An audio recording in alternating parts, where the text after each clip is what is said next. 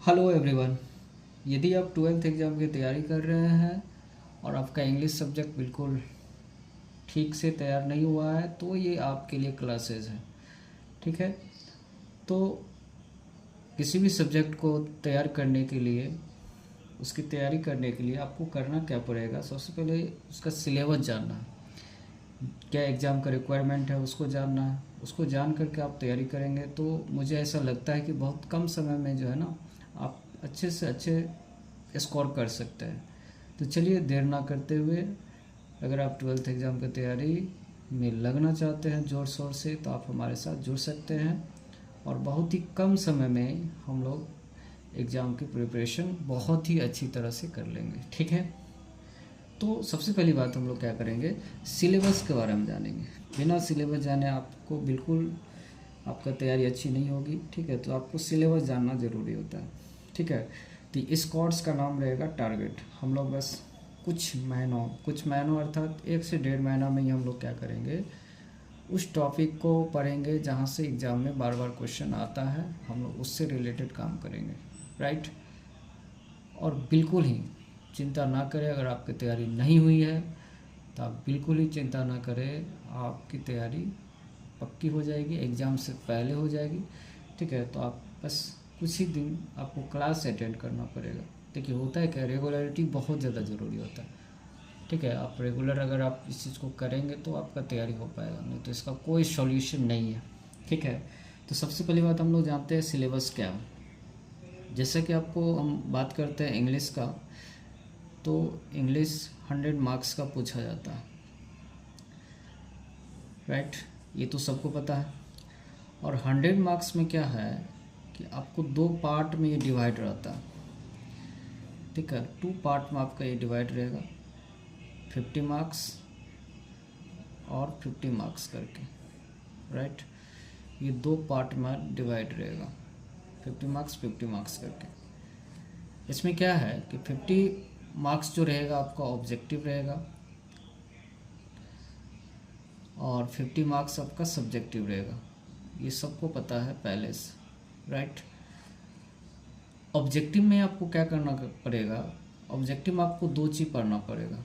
एक तो आपको ग्रामर पढ़ना पड़ेगा, ठीक है, और दूसरा आपको क्या पढ़ना पड़ेगा, तो बुक पढ़ना पड़ेगा। ठीक है, ग्रामर से क्वेश्चन रहेगा और बुक से क्वेश्चन रहेगा। बुक मतलब क्या, जो ट्वेल्थ का बुक है उस बुक का अगर हम लोग बारे में जाने, ट्वेल्थ का जो टेक्स्ट बुक जो आपको पढ़ना है, आपकी क्लास का है, उसका नाम है रेनबो पार्ट 2। रेनबो पार्ट 2 उस बुक्स का नाम है, तो इसको पढ़ना। इसके साथ एक बुक और आता है स्टोरी ऑफ इंग्लिश करके। स्टोरी ऑफ इंग्लिश यानी कि इंग्लिश की कहानी। इसमें आपको 6 से 7 चैप्टर है जिसको कि आपको पढ़ना पड़ेगा। ये रेनबो में जो है आपको 21 चैप्टर है, जिसमें कि आपको ये 2 पार्ट में डिवाइड रहेगा। ठीक है, एक आपका रहेगा क्या, प्रोज सेक्शन करके रहेगा, और एक रहेगा आपका पोइट्री सेक्शन करके। ठीक है, तो प्रोज का मतलब होता है कहानी भाग रहेगा, पोइट्री का मतलब है क्या, कविता भाग रहेगा। तो प्रोज टोटल आपको इसमें 11 चैप्टर मिलेगा और पोइट्री आपको टोटल आपको 10 चैप्टर मिलेगा। तो ये रहा आपका बुक का कहानी। तो हम लोग सबके बारे में जानेंगे। सबसे पहले बात देखिए इसमें क्या है, यही है बुक। यहाँ से 40 क्वेश्चन आएगा और ग्रामर से 60 क्वेश्चन आएगा। अब आप एक क्वेश्चन कीजिएगा कि आप तो ऊपर बोले कि 50 क्वेश्चन ही रहेगा तो 50 मार्क्स रहेगा, तो यहाँ पर आप लिखें ग्रामर में 60 और बुक में 40। तो इस तरह से अगर दोनों का ऐड किया जाए तो 100 हो जाता, तो बिल्कुल 100 हो जाता। मतलब ये है कि ऑब्जेक्टिव आपको 100 पूछा जाएगा, लेकिन जवाब आपको 100 का बिल्कुल नहीं देना, 100 में से किसी 50 का ही देना। मान के चलिए अगर बुक आपका अच्छा तैयार है तो आप यहाँ से 40 मार्क्स ला सकते हैं। ग्रामर का आपका थोड़ा वीक जा रहा है तो कोई दिक्कत नहीं है, यहाँ से आप कम से कम 10 ला सकते हैं। मान के लिए बुक थोड़ा बहुत ठीक है तो कम से कम 30 ला ही सकते हैं, और 60 में आप 20 ला सकते हैं। तो मतलब यहाँ से साफ है कि आपको 50 में 50 ऑब्जेक्टिव आने की पूरी संभावना। और ये आएगा कैसे, मैं आपको बिल्कुल बताऊंगा। आप हमारे साथ जुड़े रहेंगे, निश्चित तौर पर आपको सफलता मिलेगा। ठीक है, बुक में क्या है, तो बुक में आपको यही है कि प्रोज पोइट्री और स्टोरी ऑफ इंग्लिश पढ़ेंगे तो वहाँ से ही आपका कवर हो जाएगा। प्रोज लिखने वाले जो होते हैं ऑथर होते हैं, पोइट्री लिखने वाले मतलब पोइट होते हैं, कवि होता है, तो कवि के बारे में, चैप्टर के बारे में, उससे रिलेटेड क्वेश्चन आता है, ठीक है। तो यही सब बुक में रहेगा। ग्रामर की बात जहाँ तक है तो ग्रामर में आपको कुछ पॉइंट पढ़ना पड़ेगा। जैसे अगर ग्रामर की बात करें तो ग्रामर में आपको कुछ पॉइंट पढ़ना पड़ेगा कि किस किस पॉइंट से आ सकता है। तो इसमें एक पॉइंट है, मैं बता देता हूँ यहाँ पे, प्रीपोजिशन है, नाम तो सुना ही होगा आप लोगों ने, प्रीपोजिशन है। और पॉइंट की अगर हम लोग बात करें तो पॉइंट आपका है आर्टिकल, नाम सुना होगा आप लोगों ने, आर्टिकल है। और पॉइंट की बात करते हैं तो वर्ब है। इसी वर्ब के अंदर आपको आएगा मॉडल, एक जुलॉरी वर्ब, इसी के अंतर्गत आएगा, हम लोग उसको पढ़ेंगे, ठीक है। और टाइम और टेंस से क्वेश्चन रहता है, टाइम एंड टेंस से क्वेश्चन रहता है। और वो क्वेश्चन रहेगा यहाँ से टाइम और टेंस, वॉइस हो गया, वॉइस से क्वेश्चन रहेगा। और नरेशन, नरेशन से क्वेश्चन रहेगा, ठीक है। और उसके बाद देखा जाए तो करेक्ट कम्बिनेशन होता है। करेक्ट कम्बिनेशन मतलब होता है क्या कि दो सेंटेंस आपको दिया हुआ रहेगा, उस दोनों को कंबाइन करके क्या होगा उसका करेक्ट आपको ऑप्शन में दिया रहता है, राइट। क्या होता है समझाया जाएगा। उसके बाद करेक्ट सेंटेंस मतलब 4 ऑप्शन में सेंटेंस दिया हुआ रहेगा, उनमें से जो करेक्ट होगा उसको सिलेक्ट करना। उसके बाद और देखा जाए तो उसके बाद आपको जो यहाँ से क्वेश्चन रहेगा करेक्टली स्पेल्ड से आता है। स्पेल्ड का मतलब होता है आपको वर्ड दिया जाएगा, 4 वर्ड रहेगा, उनमें से एक कोई करेक्ट होगा उसको लिखना पड़ेगा, ठीक है। दूसरी बात अगर हम लोग बात करें यहाँ पे सिंटेक्स से क्वेश्चन आता है। सिंटेक्स क्या होता है तो SVA का मतलब होता है सब्जेक्ट वर्ब एग्रीमेंट, यहाँ से क्वेश्चन रहता है, ठीक है। और अगर हम लोग देखें यहाँ पे 11 नंबर में क्वेश्चन टैग से रहेगा, क्वेश्चन टैग से क्वेश्चन रहेगा, क्वेश्चन टैग्स, ठीक है। और भी रहेगा तो इसको हम लोग देख लेते हैं 12 में। वोकेब से क्वेश्चन आता है। वोकेब मतलब क्या होता है, वोकेबलरी होता है। वोकेबलरी का मतलब क्या होता है, वोकेबलरी का मतलब होता है वर्ड, वर्ड से क्वेश्चन रहेगा। तो आप कहिएगा ये किस तरह का वर्ड है, तो वर्ड मतलब होता है कि आपको जिस तरह से आपने हिंदी में पढ़ा था विलोम शब्द, उस तरह से आपको इंग्लिश में ही पढ़ना पड़ेगा। विलोम शब्द को बोलते हैं एंटोनिम, तो एंटोनिम रहेगा। और उसके बाद जिस तरह से आप लोग हिंदी में जानते होंगे पर्यायवाची शब्द, तो उसको इंग्लिश में सिनोनिम बोलते हैं, ये आपको इंग्लिश में भी रहेगा यहाँ से। उसके बाद OWS रहेगा, ठीक है। तो OWS जो आप हिंदी में पढ़ते हैं अनेक शब्द के बदले एक शब्द, तो यहाँ पे इंग्लिश में रहेगा, ठीक है, OWS बोलते हैं उसको। उसको देखा जाए तो इडियम्स रहेगा, मुहावरे वगैरह सब रहेगा, इडियम से क्वेश्चन रहेगा, या फ्रेज वगैरह सबसे क्वेश्चन रहेगा, ठीक है। उसको देखिए कुछ मिसलेनियस टाइप का आएगा। मिसलेनियस का मतलब होता है क्या, कुछ इस पॉइंट से बाहर भी रहेगा, मतलब ग्रामर से कोई भी पॉइंट कहीं से उठा सकते हैं, वहाँ से रहेगा, तो आप इसको कह सकते हैं एक प्रकार का मिक्सचर रहेगा, समझ गया, मिला जुला रहेगा। यानी कि जो पॉइंट यहाँ पर बताया गया हो सकता है इस पॉइंट से तो रहे ही रहे, इसके अलावा भी कहीं से आ जाए कोई, तो वो हम लोग उसको मिसलेनियस में पढ़ते हैं, राइट। समझ गए बात को।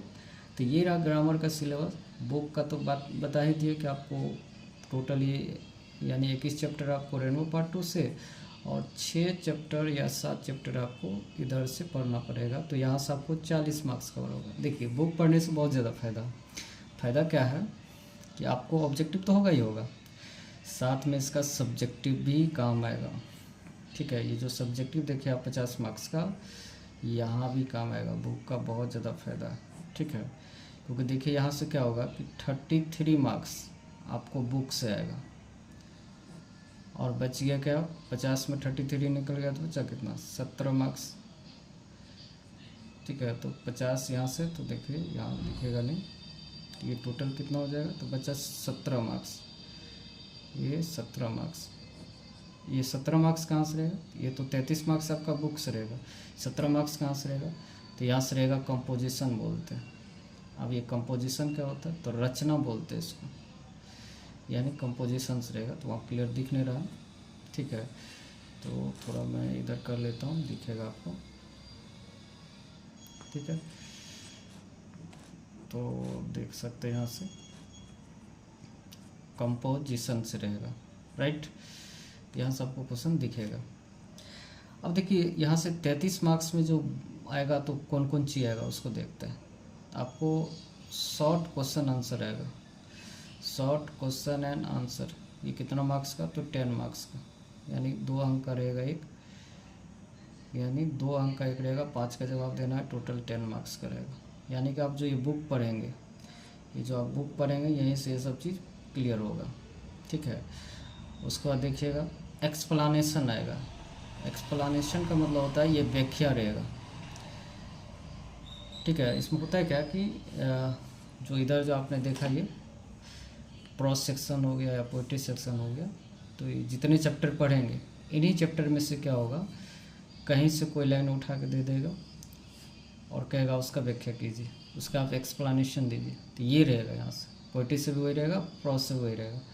इसमें क्या होगा, 2 को रहेगा, तो 4 क्वेश्चन रहेगा आपका पोएट्री से और 4 क्वेश्चन रहेगा कहाँ से, तो 4 क्वेश्चन रहेगा आपका प्रोज से।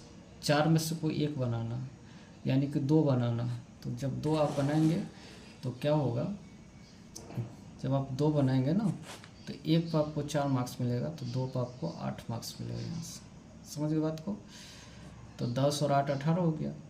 और उसके बाद देखिएगा लॉन्ग क्वेश्चन पूछा जाता है। लॉन्ग क्वेश्चन आपको, लॉन्ग क्वेश्चन आंसर आपको यहाँ से, लॉन्ग क्वेश्चन आंसर आपको 3 को पूछेगा, 1 पर आपको 5 मिलेगा, तो 3 पर आपको 15 मार्क्स मिलेगा। समझ गए। लॉन्ग में क्या करना है, इसमें 6 का ऑप्शन रहता है और 6 में से कोई 3 को का आंसर देना। तो बताइए कमाल हो गया, 6 में से कोई 3 ही बनाना है। ये लॉन्ग का बात हो रहा है, 6 को में से कोई 3 को। आप 6 को में से कोई 3 को कौन, तो अगर आप इधर जो आप पढ़ेंगे, ये जो हम बार बार बोल रहे हैं प्रोज या पोइट्री जो पढ़ेंगे, तो प्रोज लिखने वाले को हम लोग ऑथर बोलते हैं, लेखक। पोइट्री लिखने वाले को पोइट बोलते हैं, ठीक है। तो ये कौन सा पोइट जो है, कौन सा पोइट्री लिखा है, कौन सा ऑथर कौन सा चैप्टर लिखा है, ये दोनों का ही, यानी कि 5 मार्क्स यहाँ से देगा, 5 मार्क्स यहाँ से। तो यहाँ जो है ना आपको एक मैचिंग, देखिए मैचिंग फ्री का है, अगर थोड़ा सा ध्यान देंगे तो यहाँ से आपको 10 मार्क्स फ्री आ जाएगा, क्योंकि मैचिंग 2 को रहेगा आपको, ठीक है, 2 को मैचिंग रहेगा। तो मान के चलिए 3 को बनाना है, तो मैचिंग एक यहाँ से कर दिए और एक यहाँ से कर दिए, तो 2 को तो मैचिंग ऐसे हो गया। अब एक को क्या है कि इधर जो हम आपको बताए थे story of English, story of English में क्या है कि मात्र इसमें से 5 या 6 क्वेश्चन रटवाना है। हम आपको रटवाएंगे, सजेस्ट करेंगे कौन सा रटना है, ठीक है।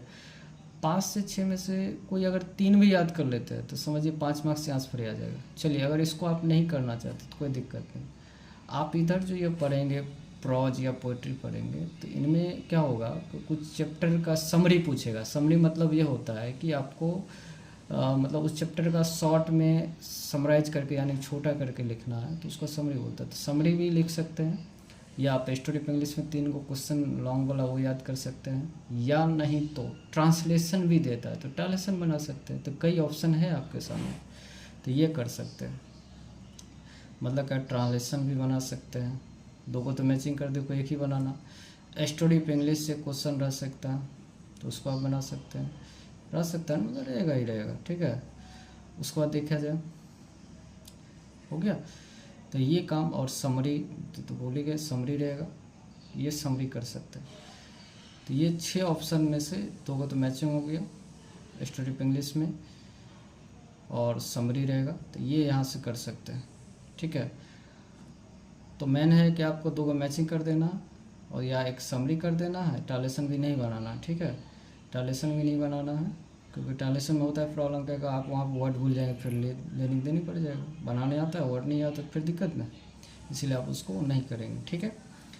स्टोरी ऑफ इंग्लिश एक रट लेंगे या समरी रट लेंगे, कौन सा रटना मैं आपको सजेस्ट करूँगा, और आराम से यहाँ से 15 में 15 मार्क्स आ जाएगा, ये कहीं नहीं जाएगा आपको, ठीक है। अब आप कहिएगा सर ये तो बात समझ में आ गया, ये बात अगर समझ में आ गया तो अब क्या करना है, अब 17 मार्क्स जो बताए थे वो क्या है, तो वो बताइए। 17 मार्क्स में क्या करना है, एक लेटर या एप्लीकेशन दोनों रहता दिया हुआ, लेटर या एप्लीकेशन, ये आपको एक पूछा जाएगा 5 बार। 17 में 5 निकल गया तो बचा कितना, तो बचा 17 में 5 गया तो कितना बचा, 12 बचा। और 12 में क्या करना है कि 8 मार्क्स आपका ऐसे रहेगा, ऐसे मतलब होता है निबंध, ये 8 मार्क्स का रहेगा। तो 8 और 5 तो 13 हो गया, बचा कितना 4। तो 4 मार्क्स आपको क्या करना है, पैसेज रहेगा, बस इतना ही करना है। तो ये सब जो है ना मात्र 3 से 4 क्लास में आपका 17 मार्क्स कैसे आएगा ये आपको बता दिया जाएगा। और ये सब कैसे की, तो ये रहा आपका इम्पोर्टेंट। अगर आप एग्ज़ाम पास करना चाहते हैं, अच्छे मार्क्स से पास करना चाहते हैं, तो आपको ये सिलेबस का जानकारी होना अति आवश्यक है। बिना सिलेबस जाने हुए आप काम अच्छे से नहीं कर सकते। ठीक है, तो एक बार और समरी शॉर्ट में समझ लेते हैं क्या है कैसे, और फिर आप लोग को आगे क्लास करवाया जाएगा। ठीक है, जैसा कि आपको बताया गया है कि 100 मार्क्स का आपका इंग्लिश रहेगा, और 100 मार्क्स में जो 50 मार्क्स आपका ऑब्जेक्टिव, 50 मार्क्स आपको सब्जेक्टिव रहेगा। ऑब्जेक्टिव में 2 जगह से क्वेश्चन आएगा, एक ग्रामर से क्वेश्चन आएगा, दूसरा कहाँ से आएगा, बुक से क्वेश्चन आएगा। ग्रामर से 60 रहेगा, बुक से मतलब 40 रहेगा, तो टोटल 100 हो गया।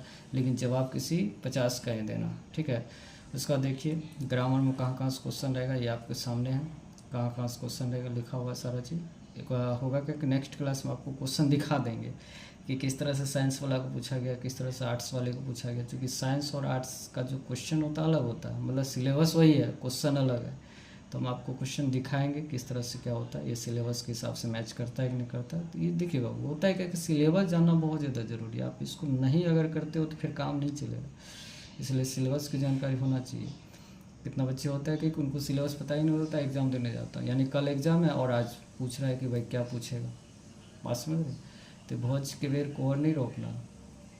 ठीक है, तो मतलब आपको पहले सारा चीज़ पता होना चाहिए, तब आप तैयारी कर पाएंगे सही से। तो ये रहा आपका बुक में क्या 40 मार्क्स का कहाँ से कवर होगा। तो जैसा कि हमने आपको बताया कि बुक में टोटल 21 चैप्टर, बुक का नाम रेनो पार्ट 2 और story of English. Story of English से 6 या 7 चैप्टर पढ़ना, रेनो पार्ट 2 से का दो पार्ट से पढ़ना, प्रोज से और पोइट्री से। 11 चैप्टर प्रोज और 10 चैप्टर आपका पोइट्री रहेगा। तो इसको पढ़ेंगे तो कवर हो जाएगा। इसको पढ़ने के बाद होगा क्या कि आपका जो बुक है वहाँ से सब्जेक्टिव क्लियर होगा। बुक से 33 मार्क्स का रहेगा, जैसे 10 मार्क्स का आपका शॉर्ट क्वेश्चन आंसर रहेगा, 8 मार्क्स का एक्सप्लेनेशन रहेगा, और उसके बाद देखिएगा यहाँ से 15 मार्क्स लॉन्ग क्वेश्चन रहेगा। लॉन्ग में क्या रहेगा कि आपको कौन से चैप्टर, कौन से लेखक, कौन से कवि लिखा, 2 मैचिंग वहाँ से कर लेना, एक कोई ट्रांसलेशन कर लेना, या समरी कर लेना, या स्टोरी ऑफ इंग्लिश का 3 क्वेश्चन में से कोई एक कर लेना। बस बहुत ईजी है, मैं आपको दिखाऊंगा, बहुत ही ज़्यादा ईजी है, आप इजीली कर जाओगे। उसके बाद एसी की अगर हम लोग बात करें तो यहाँ पर 17 मार्क्स में देखिए क्या क्या आएगा, तो 5 मार्क लेटर एप्लीकेशन आएगा और 8 मार्क का ऐसे आएगा। अब ऐसे कौन कौन आएगा ये भी बताया जाएगा। पैसेज का मतलब आपने एग्ज़ाम दिया होगा 10th में, तो आपको पता होगा कि कुछ मतलब स्टोरी टाइप कुछ लिखा हो रहा था, कोई इन्फॉर्मेशन टाइप लिखा हो रहा था, आप उसको पढ़ के उसका आप आंसर कर सकते हैं। मतलब क्वेश्चन आंसर आपको साथ ही दिया हुआ रहता है उसमें, तो आपको उसको रीड करेंगे अच्छे से और आप एग्ज़ाम मतलब अच्छे से उसको कर सकते हैं। ठीक है, तो उम्मीद करते हैं कि आप लोगों को समझ में आ गया होगा। और ये रहा एक समरी नहीं कह सकते, लॉन्ग ही हो गया, इस सिलेबस रहा। और सिलेबस बहुत ही ज़्यादा ज़रूरी होता है किसी भी सब्जेक्ट की तैयारी के लिए। अगर आप कोई भी सब्जेक्ट आपका वीक जा रहा है, क्या पढ़ना है नहीं पढ़ना है समझ में नहीं आ रहा है, तो सबसे पहली बात आप उसका सिलेबस देखिए और देखिए कि किस सेक्शन से ज़्यादा क्वेश्चन आता है, कहाँ से ज़्यादा मार्क्स का क्वेश्चन आता है। देखिए कभी कभी होता है क्या कि टॉपिक बहुत बड़ा है, बहुत ज़्यादा पढ़ना है उसमें, लेकिन मार्क्स बहुत कम पूछा जाता है, तो फिर उसमें दिमाग क्यों लगाना, बात समझे। इसीलिए देखिएगा कि हाँ कम पढ़ना है, ज़्यादा मार्क्स है, तो उसको विशेष करके ध्यान देंगे। तो हम आपको इसी तरह सजेस्ट करेंगे कि भाई पढ़ना कम ही है, मार्क्स ज़्यादा है। ठीक है, देखिए अभी लास्ट टाइम में होता है क्या, हम आपको बताते हैं। लास्ट टाइम होता है क्या है कि पढ़ने से ज़्यादा ज़रूरी ये होता है कि छोड़ना किसको, ये ज़्यादा इम्पोर्टेंट है। ठीक है, अगर आपको ये समझ में आ जाए कि भाई इस टॉपिक को हमको नहीं भी पढ़ेंगे तो काम चल जाएगा, तो क्या छोड़ना ज़रूरी है, क्योंकि कभी सबके चक्कर में क्या होता है, कुछ नहीं हो पाता। तो हम लोग ऐसे ऐसे जगह पर हम लोग जो है मतलब उसको पढ़ेंगे जहाँ से हमको अच्छे मार्क्स आ जाए। बात समझ गए? तो उम्मीद करते हैं कि आप लोग को अच्छे से समझ में आया होगा। ठीक है, तो ये मेरा एक छोटा सा प्रयास है। ठीक है, अगर आप लोग को अच्छा लगा या जो भी लगा तो आप हमें बताएंगे। ठीक है, सजेस्ट भी कर सकते हैं कि सर आप इस तरह से कीजिए, तो मैं उस तरह से भी करूँगा। कोई अगर समस्या होगा तो मुझे बताएंगे। ठीक है, thanks for watching this video. Thank you.